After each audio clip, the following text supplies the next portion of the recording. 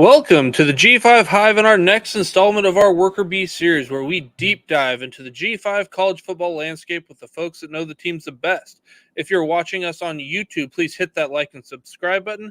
And if you're listening to us in podcast form, please rate and review.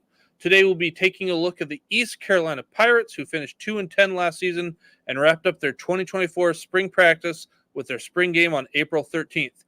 We have a special guest joining us today. Please welcome to the show. He is the host of the Hoist The Colours podcast and covers East Carolina sports and recruiting for Hoist The Colours and 24/7. He is Stephen Igoe. Stephen can be found on X at Stephen Igoe. Welcome to the show, Stephen. Hey, fired up to be here. Football season is closing in, almost upon us. I mean, I know that we're still a few minutes away, but it's never close enough, and it's never as far as away as it seems at the same time. So fired up to talk some football. Well, yeah, we got football right around the corner. It never stops. College football, I feel like, is more and more each year is becoming a year-long sport for more and more people. We do a lot of covering it, and there's no downtime. Here we are, we started talking with Hawaii in like February after their spring game. Well, yeah, can you tell us a little bit about yourself and how you got started covering East Carolina for 24/7?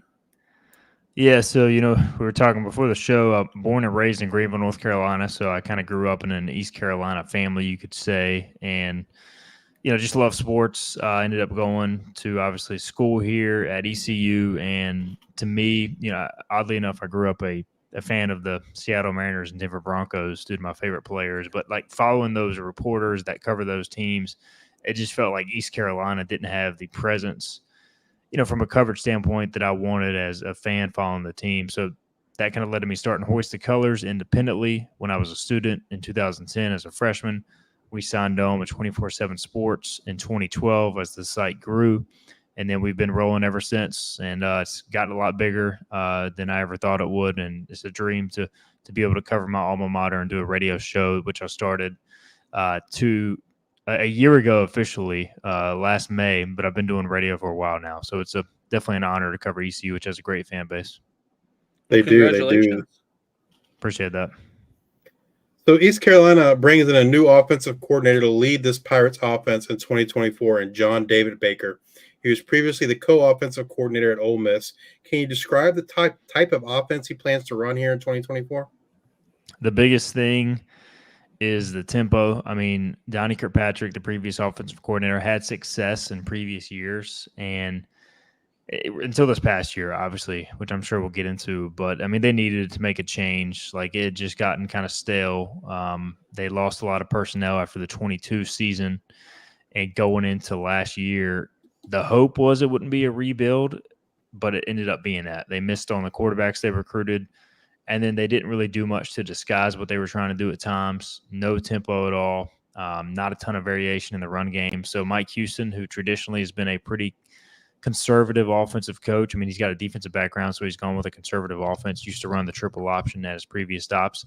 He wanted to go with kind of I don't want to say reckless, but certainly a wide open, air raid-ish style, a lot of, tempo, spread formation, maybe even some wider splits on the offensive line. So that's the direction they're going in. Obviously, it's kind of a hybrid with his time at Ole Miss. John David Baker, he does run a lot of that stuff as well, but he's also got ties to, the true air raid days. So I think it's going to be kind of a combination of both of those. So let's get to the position where it all starts on offense, and that's with the quarterback. Their starters from 2023, Alex Flynn graduates and Mason Garcia transfers to Austin Peay. They brought in Jake Garcia from Missouri and Caitlin Hauser from Michigan State. How did this battle shape up in the spring? They added Caitlin Hauser first, and I think most kind of expected him to be the favorite for the job, and I still consider him the favorite. Then they added Garcia right before the winter semester, because the main thing they wanted to do was they didn't want to hand the job to somebody without them earning it. And I think going into spring, most expected a pretty tight competition. Caden Hauser didn't do anything to hurt himself. He was really good. It's just that I think Jake Garcia was maybe even better than ECU thought he would be. And it was a really good competition. I mean, the main thing is and I know it's coach speak to say these guys are neck and neck. You can't really name a starter, but I watched a lot of practices, and I agree. I watched the scrimmages, and I felt like both guys were really good. Major upgrade over Mason Garcia and Alex Flynn. No disrespect to those guys, but these guys have real arm talent. They have leadership qualities. They come from programs where they expect to win. I know Hauser obviously didn't have a lot of success at Michigan State, but he was in a brutal situation last year as a first-time starter, but he was on a really good prep team coming out of high school. So these guys come here, they expect to win. They also expect to be the starter. So you've got two guys, former highly touted recruits, that are really going at it. I think one of them will emerge midway through preseason camp, and they'll name a starter then. And I do know they want to get to a point where there's an established guy and not rotate them. We'll see if that ends up being the case come the season opener. But, I think it's really neck and neck right now going in the preseason camp between Hauser and Garcia. If you're the head coach today, who are you putting out there for snap one? Not saying they come out snap two, but who you put out there for snap one? I'm going with Hauser. I just think the one thing I like about his game is I think he's a little bit better. Like if they kind of get off schedule, so to speak, offensively, like if it's second long or maybe his first read isn't there, I think he's a little bit better of an improviser, and ECU historically does not have the best offensive line, so it's not always going to be how you draw it up, and I think you need some improvisation in this offense. I think Hauser brings a little bit more upside there, but Garcia is definitely capable too. Raheem Jeter was an exciting freshman they brought in before the 2023 season. What can you tell us about his development, and do you think he has a role in the future for the Pirates offense? I think he's definitely a guy to watch down the line. I would say right now he's pretty clearly behind the other two as a redshirt freshman. Still 4 years of eligibility left. I would say he's definitely number 3. He has grown a lot compared to when he first came in. I mean, he was pretty raw. Big, strong athlete. Just has to really kind of continue to refine his mechanics, and playing in this offense, I think, is a little bit of a different beast for him. So I like him long term. I think he's a guy, along with some of the quarterbacks they have coming in the future after Garcia, after Hauser. But he's definitely, the thing I like about him is he's kind of that natural leader too. Like, he played for a really good Spartanburg program in South Carolina. He's a winner traditionally. So I think he's a guy that can lead your program in time for sure. Moving over to the running game, East Carolina, I mean, going back, as we saw in those highlights in the intro video, they have a great history there at running back. But last season, the running game was pretty much non-existent. They lost Gerald Green and Kamaro Edmonds to the portal, but they do bring back their top 2 running backs from a year ago, and Javius Bond and Rahaj Harris, as well as Marlon Gunn Jr. How did the running backs look in the spring? The running backs look good. I still think that offensively, like, the passing game was the major plus in the spring, because they were still, they're doing a lot more in the run game this year. And Rajay Harris was out for the spring. He had a wrist injury, so he was like just kind of a walk-through guy, held out of contact. Rajay Harris is kind of the question mark, because as a freshman, he was an all-rookie AAC selection. Looked like he was going to be like the next guy. Instead, Keaton Mitchell ended up becoming that guy. Obviously, he's with the Ravens now, got hurt last year, but he ended up being back-to-back 1,000-yard rusher. Rajay was a little more inconsistent. Then he tore his knee in 2022 and was really just not himself early part of last year. Now, the season finale against Tulsa, he looked explosive, like he was back. And there was a lot of uncertainty over whether or not he would hit the portal going in his final year of eligibility. He comes back. I think he's kind of the presumed starter. I think the running back room is more talented than what the numbers last year say. The offense was just so bad. There was no passing game, no downfield threat. Like, Javius Bond to me can be, maybe not this year, but in time, like an all-conference type of guy. Like, he's got that speed and explosiveness, and I think Marlon Gunn is just really solid, kind of a power back. So I like that 3-headed monster. Of course, as you guys know, you just got to keep them healthy. But I think all 3 of those guys are good enough to succeed in this offense. What can you tell us about freshman TJ Engelman, and maybe describe his game to us? I like TJ a lot. I think he's just young. He did get in early as a freshman, which helps. Definitely think he's a guy that has a chance to make an impact even this year. The toughest thing with him and I like his mindset because he kind of comes in confident. But he played quarterback in high school a lot, so he's one of those guys that's still kind of figuring out the running back position. But I think like has the natural quickness, movement skills to really kind of make an impact in time. So I like TJ.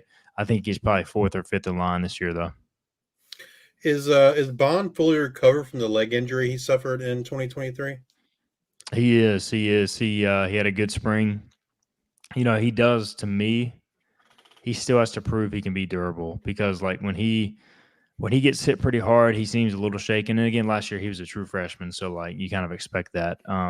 Second year in the program, he's got the most upside in the room. I don't think there's any question about it, especially in this offense. So to me, he's got to prove he can handle instead of like 10 touches a game, maybe 15 plus, and then you have more potential for explosives, which this offense I think is going to need from the running back. So he's healthy now. I do think he's got to prove though he can kind of take the pounding of a running back position. Recently, they got a commitment from London Montgomery coming over from Penn State. What do you make of that? Is that like a depth move? You think he might be part of the rotation, or? I think I would classify it as a guy. I would say like depth move on the surface, but kind of a wild card, like in terms of long term. I mean, anytime you add a Penn State running back, like you feel pretty good about that. I don't think Penn State's taking a bunch of, guys who can't tote the football pretty well with their recruiting grounds. So, like on the surface, you expect him to be pretty good. Now he hasn't played at all. He's a redshirt freshman, second year of college. He's another guy that was coming off a knee injury his senior year of high school. And I always say, like, the second year back for those big knee injuries is typically when you see the player return to form. So he's kind of in that mix along with TJ, where he's more of a wild card. I think Marlon Gunn, Rajay, and Bond are going to be your top three guys. But you're going to need four at least to get through a season, if not five. So I think he'll play. It's just a matter of how much. Do you expect? I'm assuming the answer is yes, but can we expect increased production here in 2024 compared to what we saw last year? I'd be shocked. I mean, to be honest, guys, I haven't looked at the offensive stats since the season ended last year because they were so disgusting. Like it was the worst. It was the most painful thing to watch. And like they've, from a personnel standpoint, and honestly, outside of the running backs and Chase Sowell and a few of the offensive linemen, it's been a complete reboot, staff down, to players. So like I think we'll see a much better running game this year. Is it going to be the best in the American or college football? I highly doubt it, but I think they'll be much better. Given all the depth they have, you think it's going to be a kind of a running back by committee where we're going to see a lot of playing time for the top three guys, so to speak? I think so. I think Mike Houston, and again, this is a little bit of a different offense, but I think he's going to want to. He likes to get three guys involved consistently. So I do think last year they almost like over scripted the running back rotation. Like they tried too hard. So if one gets into a rhythm, I would like to see them ride the hot hand a little bit more. And I think with the new offensive staff, you'll see that. But I think you'll see it by committee. Rajay is the one where he's got the build to be an every down back. He can catch it, block. He's got the wiggle to do that, but he's got to prove he can get back to that kind of freshman, sophomore status. The passing game lost Jalen Johnson and Josiah Hatfield to graduation, but brought back their leading receiver from 2023 and breakout freshman Chase Sowell, as well as transfers Winston Wright Jr. from Florida State and Anthony Smith from NC State. How did this room shape up in the spring? It was definitely one of the bright spots of the offense. I mean, the spring game, and Chase Sowell actually missed some time this spring. So, like, you kind of know what you have coming back there. You feel good about it. I mean, for him to put up, 600 yards in that crap offense, like, it was, like, honestly a miracle. So, I think he'll be pretty good in this offense, if not really good.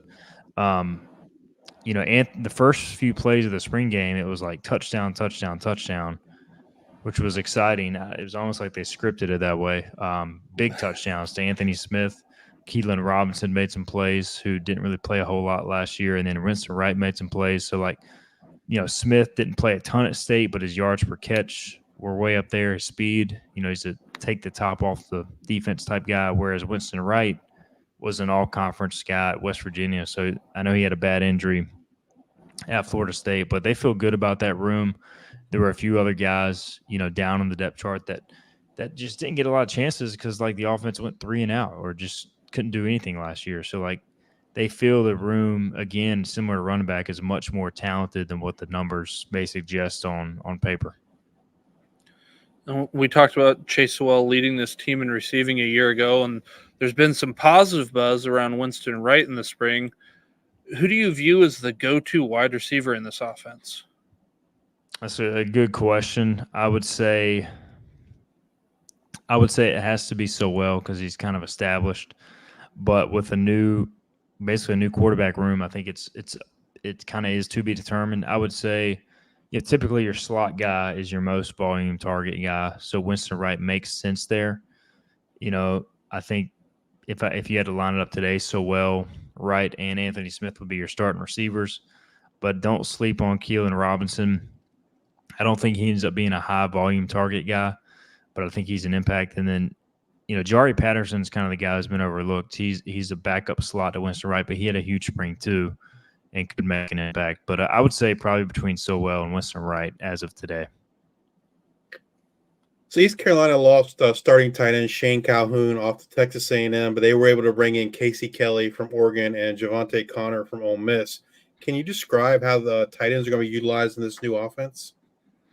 It'll be a lot of one tight end sets for the most part.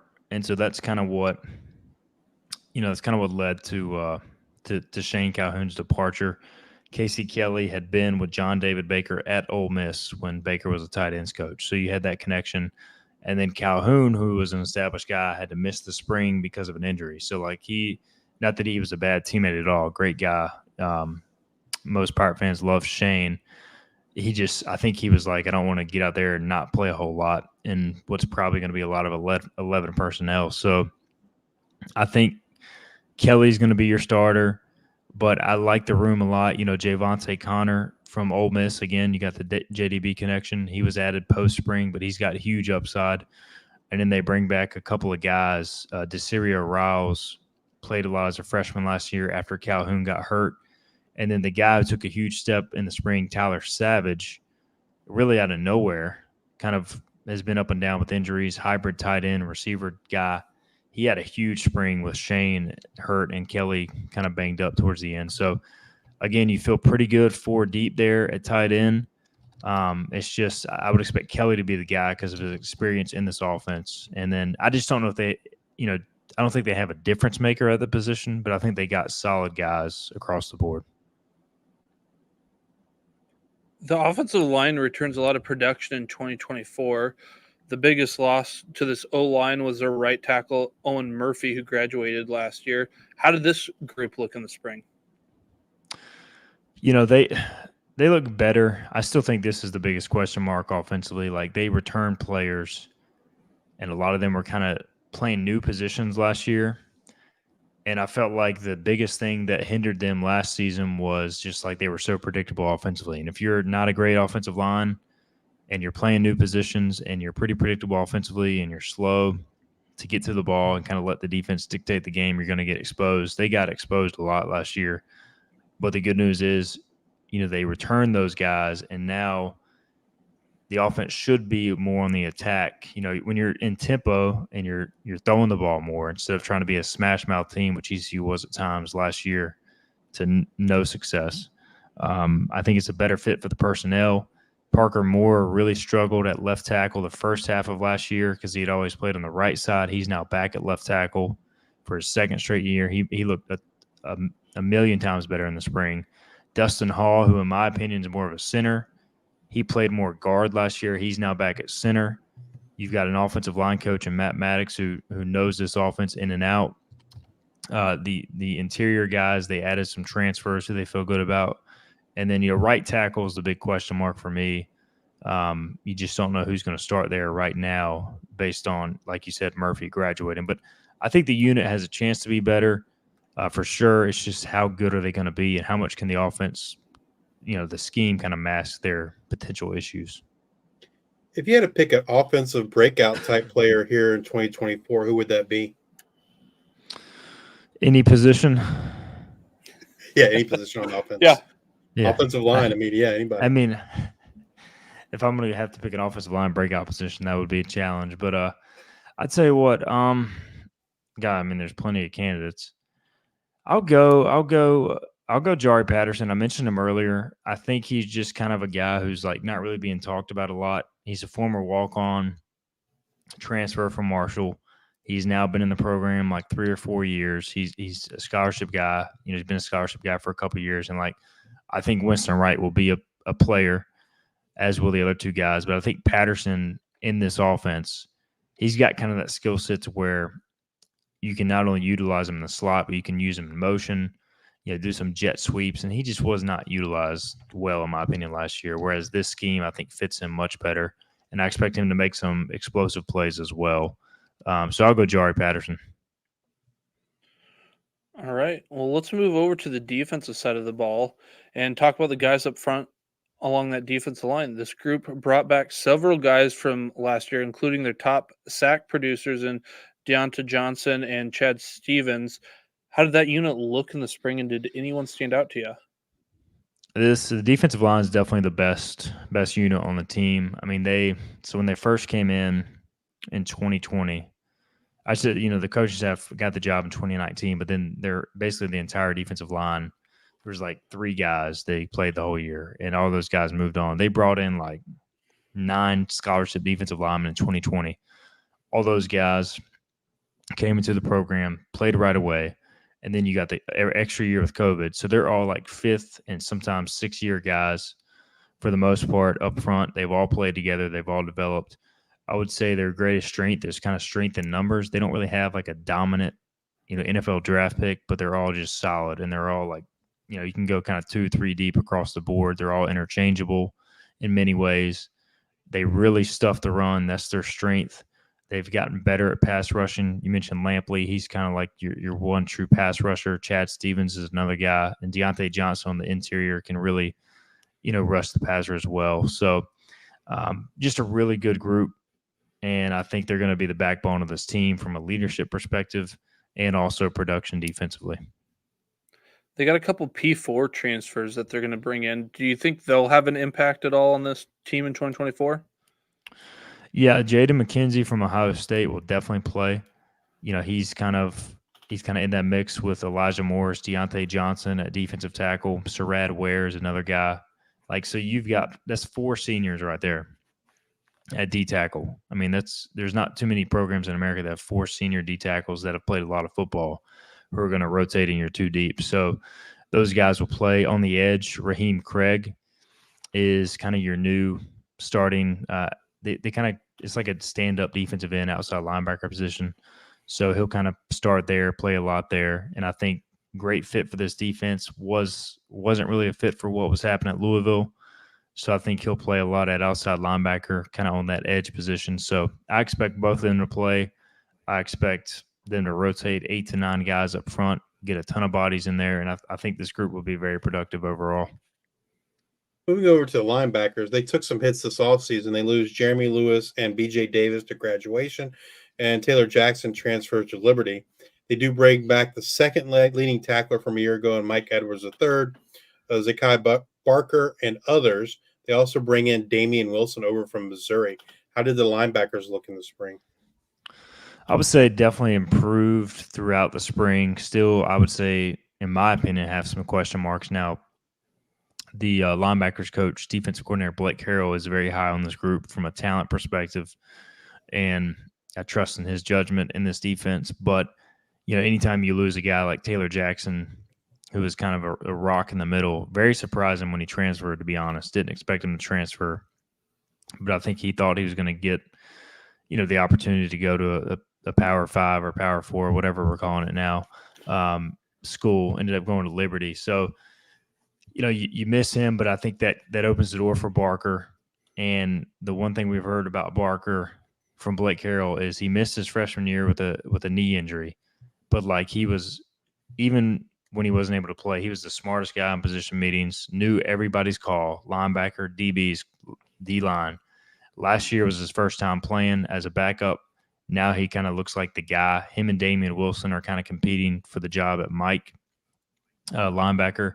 And then you got Mike Edwards, who's kind of the more of the the wheel linebacker who's going to play more in space. I think they feel really good about him. And then you got some younger guys who just need to get their feet wet. So they feel good about those guys. Jeremy Lewis, he was kind of more of the hybrid outside linebacker, dropping the coverage guy, kind of like what Raheem Craig's going to do. So, I think they feel good about those guys being replaced. It's just you kind of have to go on the field and see how it looks, of course, come game day. The defensive backfield didn't lose a lot in terms of numbers, but it did lose an impact player in Julius Wood to graduation. He was the Pirates' leading tackler in 2023 and first team All AAC player. They brought back guys like Siobhan Ravel, Isaiah Brown Murray, and Dontavius Nash, among others. The secondary looks like it could be really good in 2024. What were your takeaways from the spring? I feel good about the secondary. Siobhan Revel could play anywhere in America. I don't know if y'all saw the article published today by 24/7 Sports, but he was offered basically $250,000-$350,000 by SEC schools and ended up staying at ECU. So he's got a chance to be a day one. I think scouts project him as a day two pick at corner right now, second, third round. It wouldn't shock me if he's a first round pick if he shows more playmaking ability. He's a 6'2" corner who can run, 4'4", huge vertical leap, broad jump. He's just still pretty raw, but he's showed last year he can really be good. So, you feel good about one corner spot, and then the other corner spot, and Antoine Jackson transferred. He was a solid player as a freshman last year, and Isaiah Brown Murray ended up splitting time with him last year. So now he's kind of more your full-time guy on the other side. I think he's got a chance to have a breakout year as a redshirt sophomore. Safety is my concern because Julius Wood, he was so good. I mean, he was an eraser in the run game. Not elite in pass coverage, but he was just dominant in the run game. And that's really what ECU hangs its hat on defensively. They were top 25 run defense, top 40 overall defense because of stopping the run. So can they find another safety? You mentioned Dontavius Nash. He's more of the pass coverage safety. I think he's got a chance to be a really good player in terms of getting interceptions, but who's going to step up as more of your run-stopping safety? Devin King, Omar Rogers kind of are competing there, and I think they have the potential. But Julius Wood, he was a difference maker, and I do wonder how they're going to replace him. Can you tell us a little bit more about some of these transfers coming in? And is there anyone that kind of stuck out to you? Gavin Gibson is a kind of a hybrid nickel/safety from Maryland who had a really good spring, and I think is going to end up playing a lot in the slot, kind of that hybrid nickel position as this season goes on. So look for big things out of him. He actually was a high school teammate of Isaiah Brown Murray, so you kind of have that natural connection on the back end, which is big as far as chemistry in the secondary.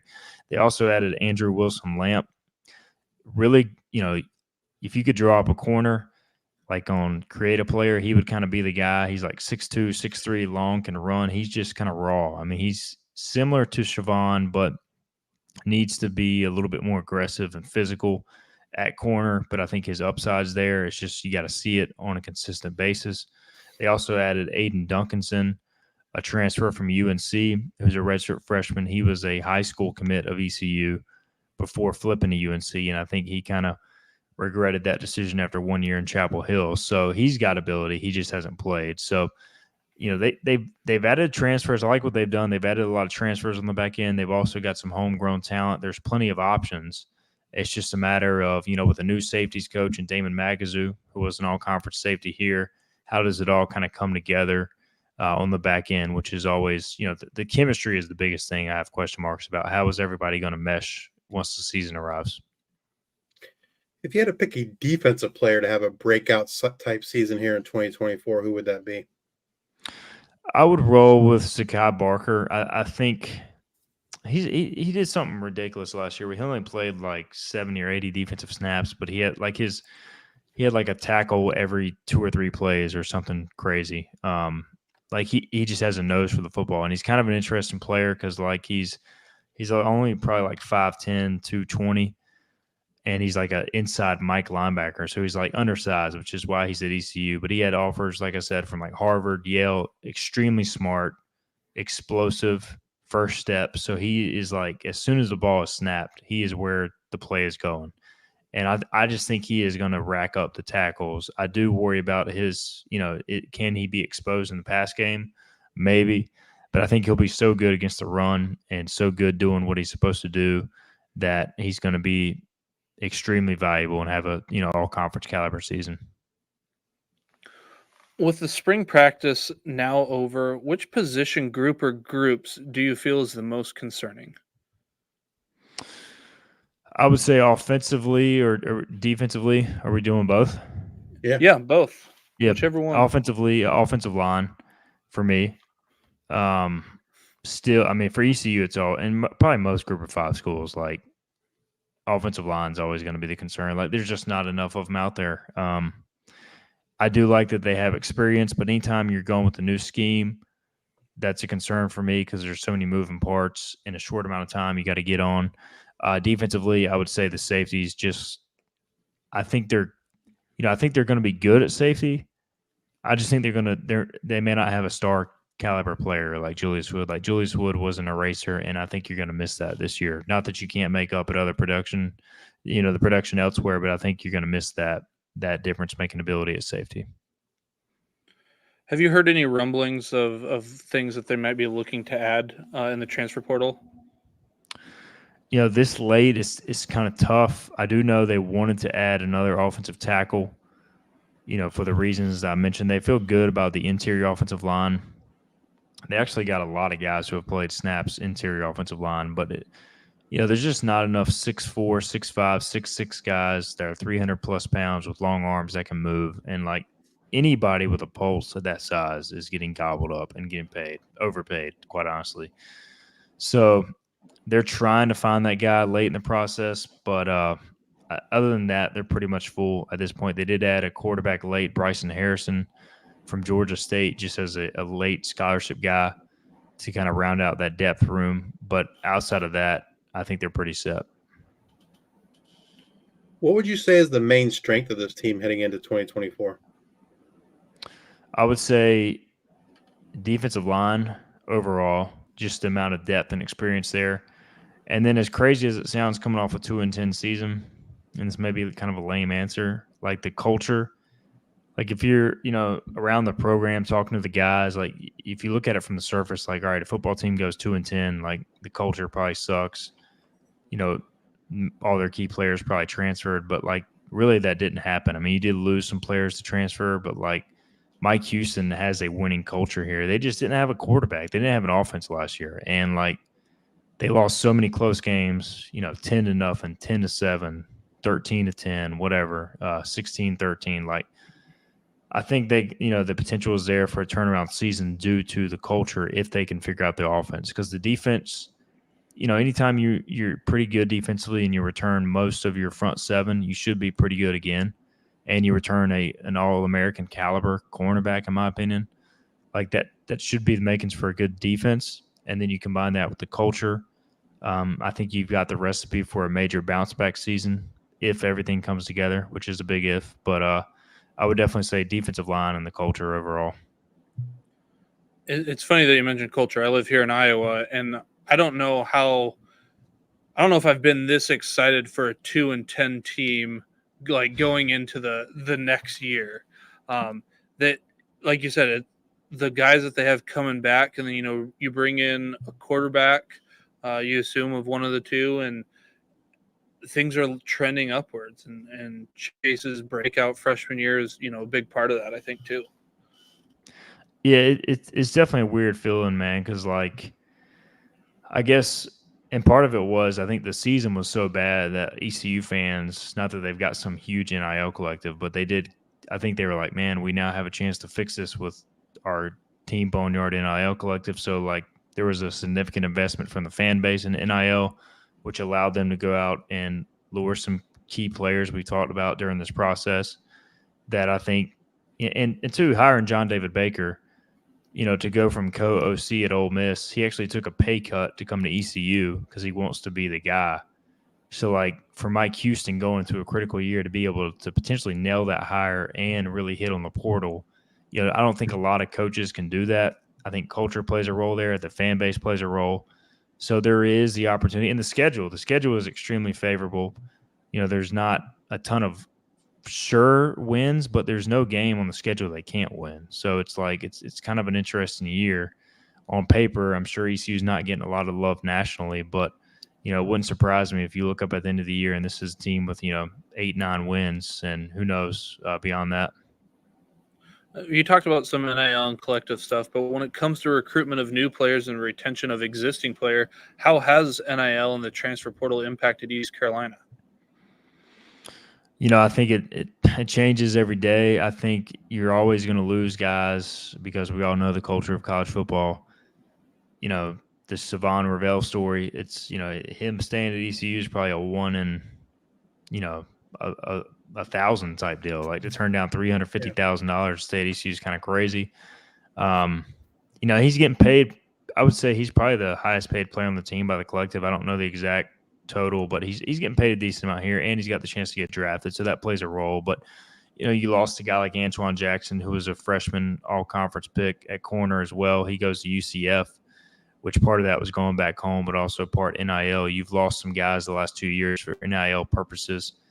I think the collective here has done its best, but it's definitely a challenge. And I mean, it's kind of BS what college football has become, where guys are actively getting recruited off your roster, and this is happening during the season at times. Like, I mean, the NCAA's got to get a handle on this. I just don't know how they do it, but it's certainly a factor for sure for ECU football, like it is for every Group of 5 school. So, talking about, coaches having, they have to re-recruit players basically, every single year. They're recruiting, they're trying to recruit their current players, trying to recruit freshmen. They got to do fundraising, all these other things, and perhaps they can't be as involved in the X's and O's anymore. They're really becoming more of like a general manager, per se. Do you see that happening there at East Carolina, or? I think for sure Mike Houston, I mean, I think when he first got the job in 2019, he was much more of a true football coach. He's always been more of a culture builder, but I think he was much more involved in the football side. Whereas now it's just like, man, you got to do all that stuff just to survive each day in your program. I mean, it's just become so much more than I think really any coach wants to do. Like, I mean, they're well compensated. Don't get me wrong. I mean, Mike Houston's making $2.3 million. Like, I would trade all the stress probably for $2.3 million as well. But like, it's just not. It can't be healthy, man. The recruiting calendar never stops. Like, I'm covering high school recruiting now, which I used to love, but right now I'm thinking, like, what's the point? These guys, they come in, might spend a year, maybe 2, maybe not even a full year, transfer out. I mean, it's a mess, man. So I don't know. To get back to your original question, I think definitely he's had to delegate a lot more responsibility to his staff in certain respects, and he's had to become much more of just a full-time manager, like you said, whether you want to go GM style or just finding a way to hold your roster together, basically a full-time recruiter. It never stops with the portal. So I don't know, man. It's just, I feel like if you're a head coach, you truly can't really be involved in X's and O's, or else you're going to be completely overwhelmed. When you talk about the high school recruiting aspect of it, it's like you see these kids commit, and it really means absolutely nothing until they're like actually there, because then they'll just flip here, there, and maybe some people use it as leverage. And I almost feel like as a coach, like I don't want any recruits, because then if I feel like I've got to recruit, I've got to figure out my level of confidence that I'm still gonna actually get that recruit. And then if I don't keep recruiting them, then I'm going to lose them. And I thought I had them. And it seems like an interesting dance. Yeah, and two, like, I mean, so much of your needs change throughout the season now. Like, you used to could kind of map it out. Here's what we really need in the 25 class, or here's what we really need for next year through the JUCO route or whatever. Now it's just like, so year to year, whatever you plan as far as scholarships may just be, out the window by the end of the year. ECU right now I think it is projected to have 6 scholarship quarterbacks for next year.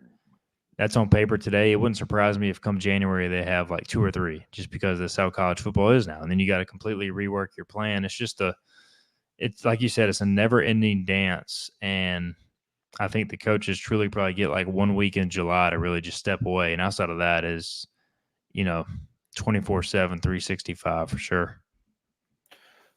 All right, Stephen, what does success look like in 2024 for the Pirates? At minimum, you got to get back to a bowl game. I mean, I think if Mike Houston does not get 6 wins, I would be surprised if he's back next year with this schedule. So I think that's the minimum.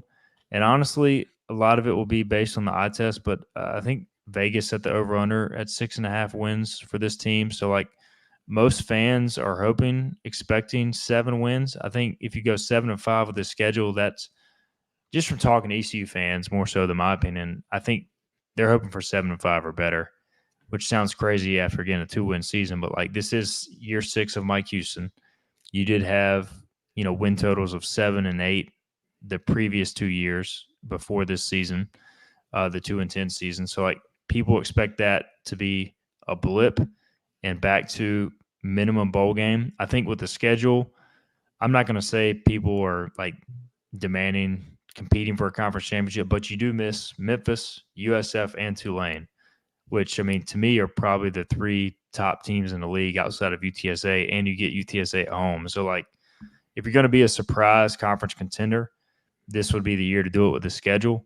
But I think 7-5 or greater is the baseline for success with this schedule. So we've covered a lot today, offense, defense, coaching changes. But is there anything else that we haven't talked about that you think we should know about this 2024 East Carolina Pirates football team?